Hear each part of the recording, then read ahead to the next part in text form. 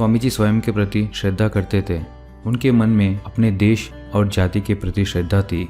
साथ ही साथ वे चाहते थे कि भारतवर्ष के प्रत्येक नागरिक में आत्ममर्यादा की भावना प्रतिष्ठित हो।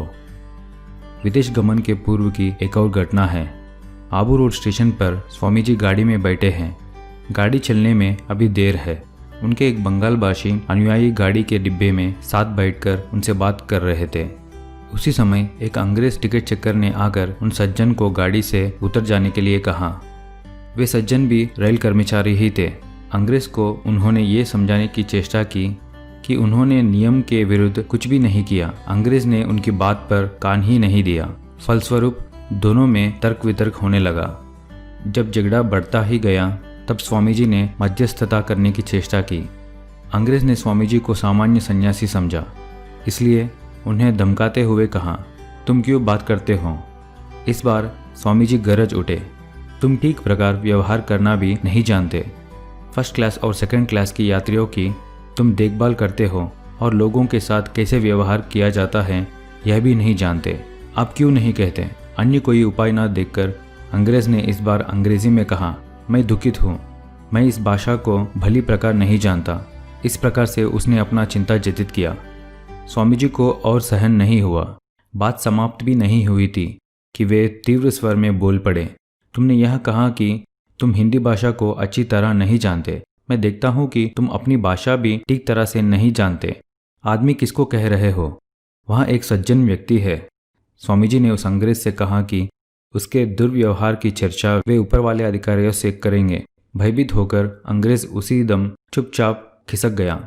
चारों ओर भीड़ जमा हो गई। स्वामी जी के साथ उस बंगाली सज्जन के अतिरिक्त मुंशी जगन मोहन लाल भी थे। अंग्रेज के चले जाने पर जगन मोहन लाल की ओर घूमकर स्वामी जी ने कहा, क्या आपने देखा यूरोपियन के साथ व्यवहार करते समय हमें किस चीज़ की आवश्यकता है। वहाँ है आत्मसम्मान का ज्ञान। हम कौन हैं, किस प्रकार के लोग हैं, यह ना समझने के कारण ही हम ऐसे व्यवहार करते हैं। हम ऐसे व्यवहार करते हैं कि ये लोग हमारे सिर पर चढ़ते जा रहे हैं। दूसरों के समक्ष हमें अपनी मर्यादा बनाए रखना चाहिए। ऐसा ना करने पर वे हमें तुच्छ समझकर हमारा अपमान करते हैं। यह तो दुर्नीति को प्रश्रय देना हुआ। शिक्षा और सभ्यता में हिंदू संस्कार की किसी भी जाति से हीन नहीं है, किंतु वे स्वयं को हीन मानते हैं। इसलिए एक सामान्य विदेशी भी हमें लात मारता है और हम उसे चुपचाप सहन कर जाते हैं। स्वामी जी ने भारतीयों को शिक्षा दी कि कैसे अपने देश और संस्कृति के प्रति श्रद्धा करनी चाहिए।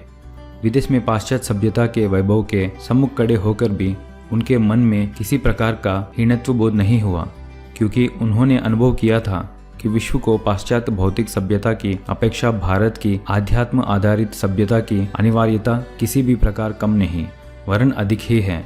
इसलिए उन्होंने गर्व और दृढ़ता के साथ उच्च स्वर में भारतीय संस्कृति एवं सभ्यता की महिमा की उद्घोषण किया। इनके इस दृढ़ और साहसी मनोभाव का ही परिणाम था कि पाश्चात्य देशों के हजार हजार लोग भारत और भारतीय सभ्यता के प्रति श्रद्धा से नत हो गए।